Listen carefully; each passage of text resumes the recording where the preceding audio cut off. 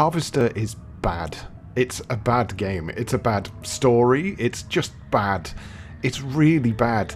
And yet, it's one that I'm going to be thinking about for a long time, because just as I enjoy B-movies as much as I enjoy genuinely great films, Harvester manages to fit the horseshoe theory.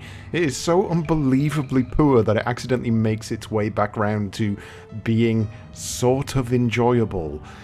That is, I have to admit, if you use a guide to complete the thing. God knows there's absolutely no way I would have got through any of this without a step-by-step process of just what the hell it is I was supposed to do, because I think I'd have given up by the midpoint of the second day in the game's week-long journey.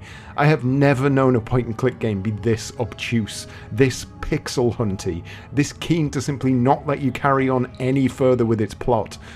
So all that being said, do I recommend the game? Sort of. It's very difficult to say, hey, go and play this game, you'll probably hate it, which is great.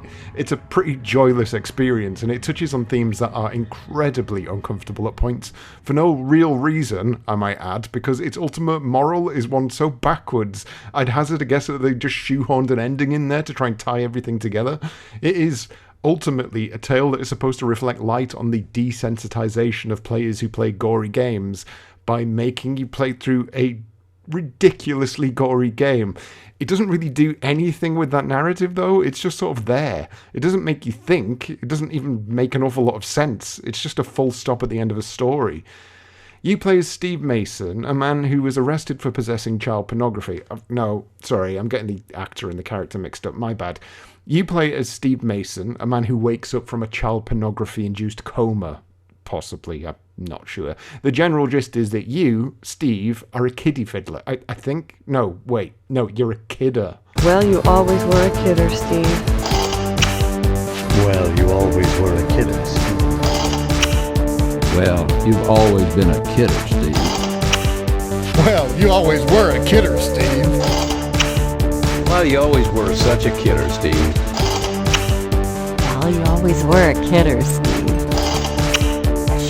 You always were a kidder, Steve.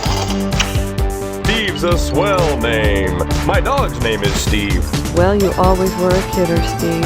Don't forget the zip Well, code. you always were a kidder, Steve. Don't forget the zip Well, code. you've always been a kidder, Steve. Don't forget the zip code. Well, you always were a kidder, Steve. Don't forget the zip code. Well, you always were such a kidder, Steve. Don't forget the zip Well, you code. always were a kidder, Steve. Don't forget the zip code. You always were a kidder, Steve. Don't forget the zip Steve's code. a swell name. My dog's name is Steve. Hi, what's your name? Karen.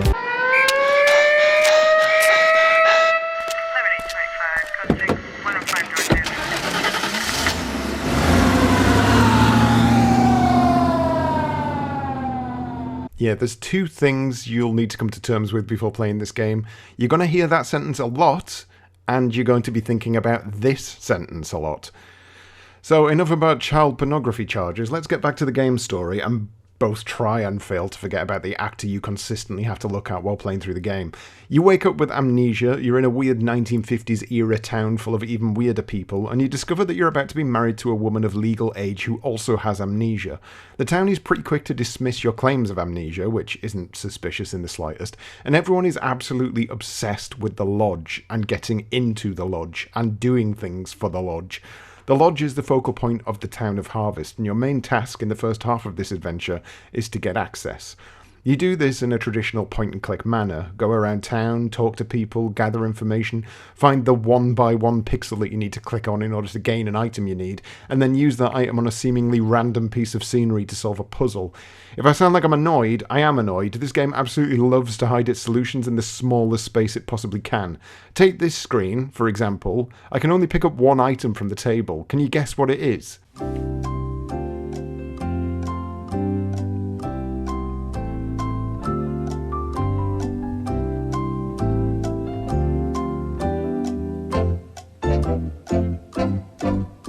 That's right, this red smudge is a screwdriver, prepared to do this kind of squinting a lot from start to finish. You can get various hints from the people who live in the town of Harvest, but unless you know what it is you need or where to get it, those clues don't really live up to much. You will do a lot of talking to people, though. Not only is it a source of information with regards to what to do next, it sometimes is the thing that you have to do next. Certain events won't happen unless you've spoken to certain people, so it's well worth speaking to practically everyone you come across, sometimes multiple times. The people of Harvest are where the greatest source of intrigue stems, from the 1950s caricatures. Honestly, you men can insult a woman without even knowing you've done it. To the blatant Twin Peaks influences. A great deal of pleasure. The wasp is a sensual being. To the creepy old men. To the more creepy old men. Help yourself. Speaking of which, you're real lucky to be marrying Stephanie. She don't look like a good woman. To the even more creepy old men. That child needs a father. And Edna, well, she needs a good hard penis. What makes you so sure she needs a penis? There's a lot of creepy old men here. This game is greasy as fuck. That's the only way to describe it, inside and out. The game leaves a thick film of smut on your skin after you finish playing it. You'll need to shower roughly every 15 minutes. You will, however, be intrigued. There's something about Harvest that really makes it stand out from other similar games that tried to be outlandish and shocking back in the 90s. The premise alone is a strange one, with the constant demands of the lodge always at hand. If nothing else keeps you stuck to the game, the mystery of what the hell is happening is definitely something that keeps you pushing through, even if that pushing is sometimes incredibly frustrating. You see, there are plenty of ways to die in Harvest. None of those ways are particularly avoidable either. It could be a simple case of talking to a lunatic who happens to be in charge of nuclear missiles.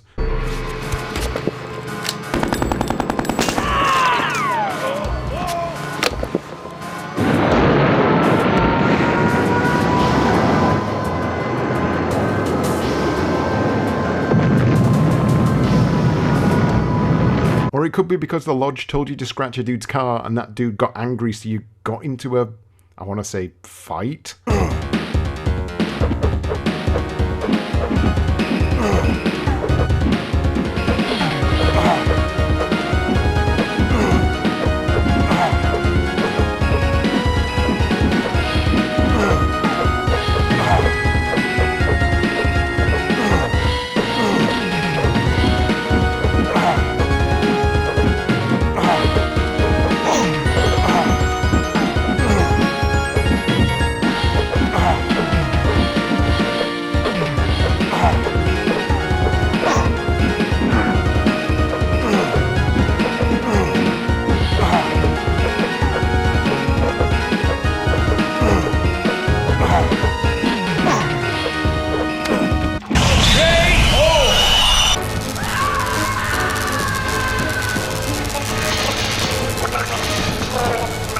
Well, those fight mechanics are absolute garbage. Let's hope they don't make me do that again. The game is broken up into a week. You're initially tasked with getting a lodge application, which is an ordeal all in itself, and from there you'll be given a new task each day by the Sergeant-at-Arms, who, for some reason, never opens his mouth when he talks. If you don't join us, we will terminate your life support. Next time, Gadget. These tasks start off relatively small, such as the aforementioned car scratching, but quickly escalate into setting someone's livelihood on fire and making them commit infanticide and suicide, for lols, obviously. Completing these tasks is never quite straightforward, though, as you'd expect, and you usually have to complete some tertiary puzzles in order to get the items you need, like a porn magazine.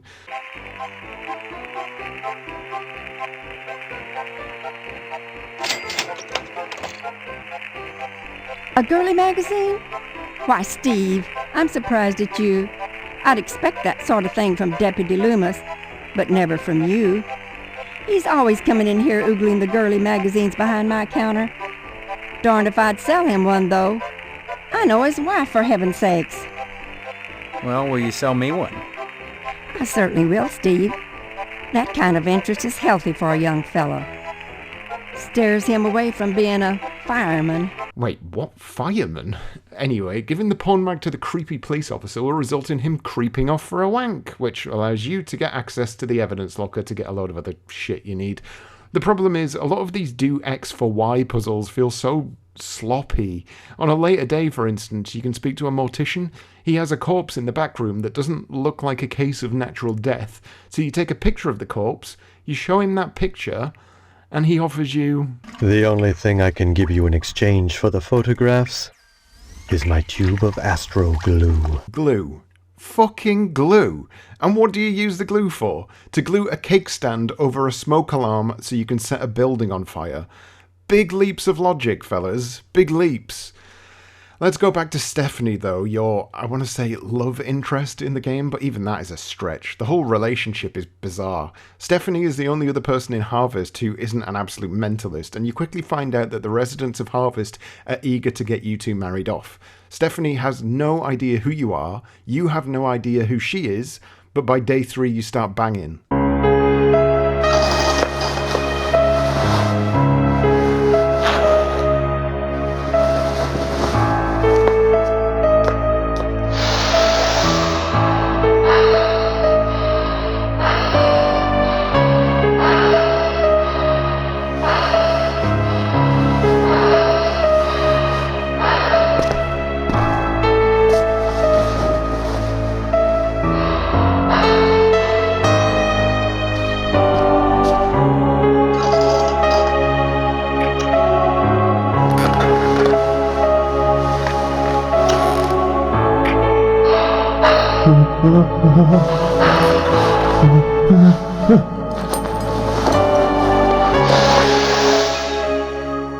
That was a normal scene from a video game, right?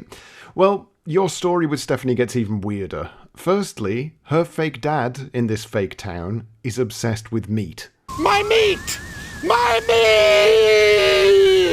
meat! And also he's a child molester. Yeah, I know what that crazy little bitch said, but it's not true. And Steve, this guy, the main guy, this guy rescues the child from a grave that she's been buried in alive for at least 12 to 24 hours. Not that it really matters because she dies later anyway, but you see where I'm going with this? Grease, so fucking greasy. After you complete all of the lodge's tasks, you're initiated, but oh no. Oh dear, I just heard what happened to Stephanie. What happened to Stephanie, your lovely wife-to-be? Okay, you can come in now, son.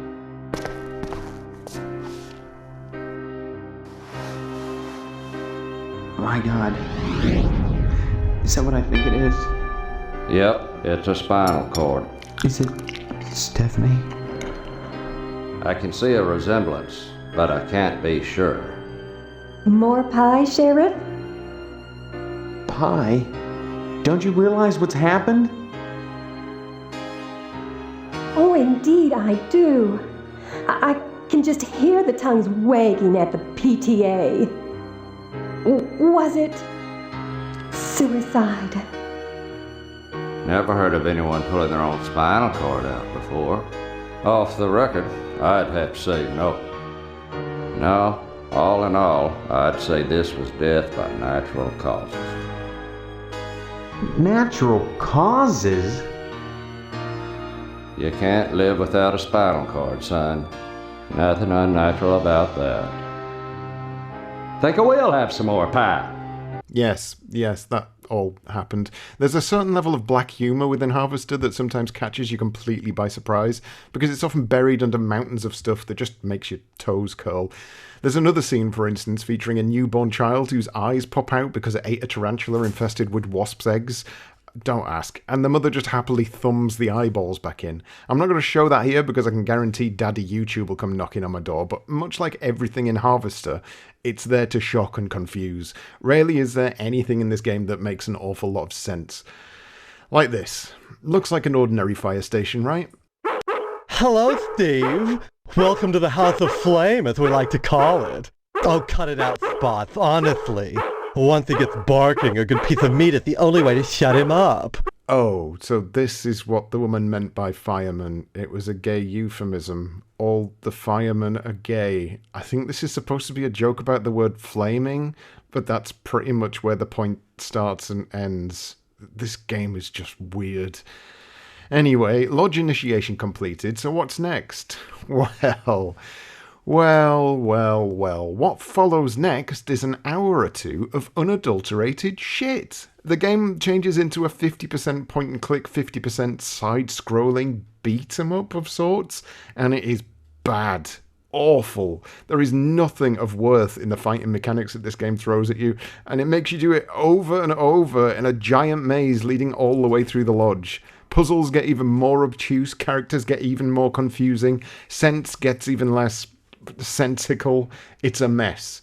And it leads to a finale where you get to choose the good ending or the bad ending. Your choices in the game up to this point don't matter in the slightest. This is a binary option.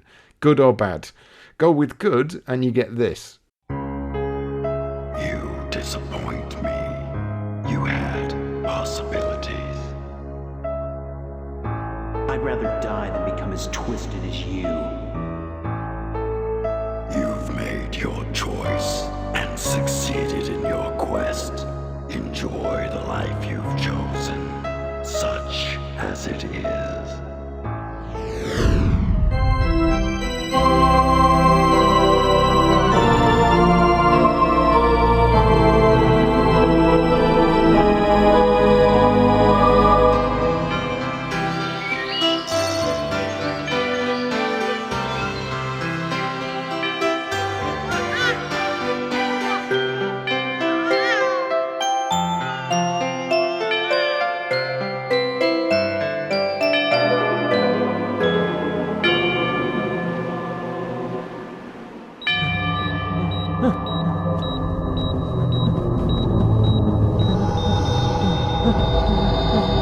What a waste.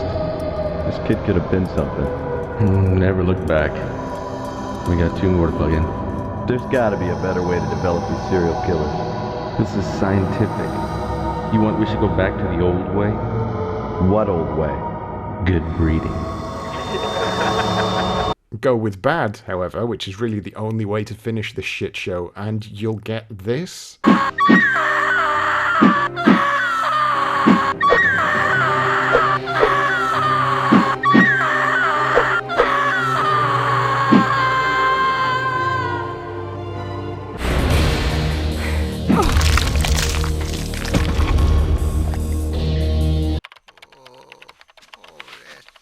What are you doing, son? Playing Harvester. That thing? I looked at it the other day. The very thought. Breeding serial killers. It's disgusting. It's cool. You'll rot your mind playing games like that. Don't you know people who watch violence become violent themselves? That's bullshit, Mom. No, it isn't. Why do you think they started cutting the violence out of those Roadrunner cartoons? Roadrunner cartoons. Roadrunner cartoon?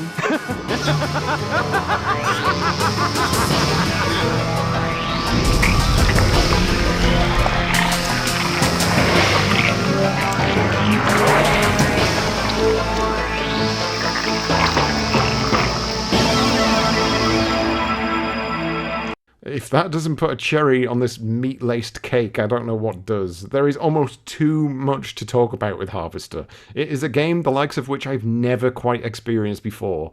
Is it good? Not particularly, no. Though I can see why it has its fans. Is it worth playing? If you want to put yourself through the arsake of doing so, it's definitely an experience you'll remember. Harvester is a bad game in the same way that The Room is a bad film, or Neil Breen is a bad hacker. It's a game which has you sat there in complete disbelief because you're not quite sure if certain sections are supposed to be funny, or they're supposed to make you feel some sort of empathy or sympathy. Tonally, the game veers wildly from feel sad about this now to lol, this man keeps saying penis. It is bizarre. It is gross. I will never play it again, but it was an experience, so say what you will about Harvester, it's certainly not boring. Don't forget the zip code. Next time you post. Next time you post. Next time you post. Don't forget the zip code. Next time you post. Next time you post. Next time you post. Don't forget the zip code. Next time you post. Next time you post. Next time you post. Don't forget the zip code.